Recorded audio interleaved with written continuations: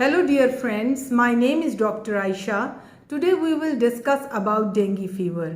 Dinghy fever का season आजकल peak पे है. बहुत सारे पेशेंट्स डेंगी फीवर के साथ रिपोर्ट कर रहे हैं. What is dinghy fever? Dinghy fever is a mosquito borne illness that occurs in tropical and subtropical areas of the world. इसके symptoms क्या हैं? First of all, high grade fever है with rigors and chill.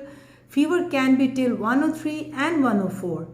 इसके अलावा इसमें bleeding हो सकती है. Arthralgias and flu like symptoms are very common. सबसे ज़्यादा वार्निंग साइंस कौन से हैं डेंगी के लिए? डेंगी का वार्निंग साइन है when there is a tenderness abdomen and there will be severe fever, और वो फीवर जो किसी तरह सेटल डाउन ना हो रहा हो, persistent vomiting and the different sites of the bleeding. इसके अलावा मैं आप लोगों को यहाँ पर बताती चलूँ कि कौन से टेस्ट से बड़ा क्लियर वाज़े हो जाता है कि पेशेंट को डेंगी है या नहीं है. First of all blood CP है. सीबीसी काउंट में हम प्लेटलेट्स काउंट देखते हैं, डब्ल्यूबीसी काउंट्स देखते हैं.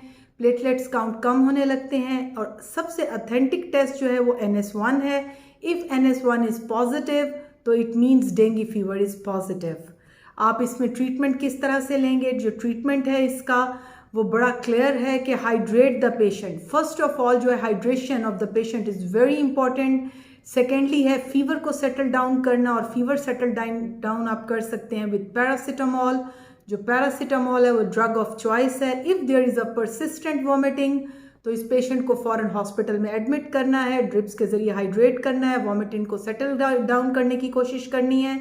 And fever should be settle down with different types of antipyretic. इसके अलावा मैं आप लोगों को ये बताती चलूँ कि इसके ट्रीटमेंट में सबसे इम्पॉर्टेंट है papaya.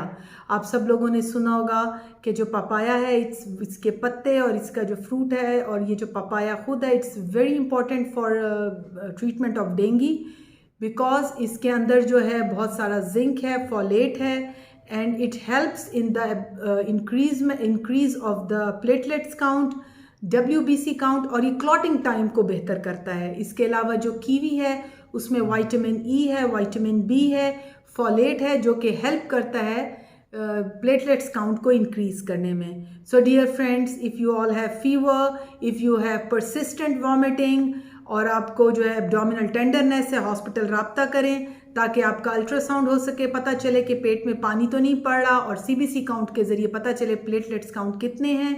And NS1 should be done to all the patients जिनका fever settle down ना हो रहा हो.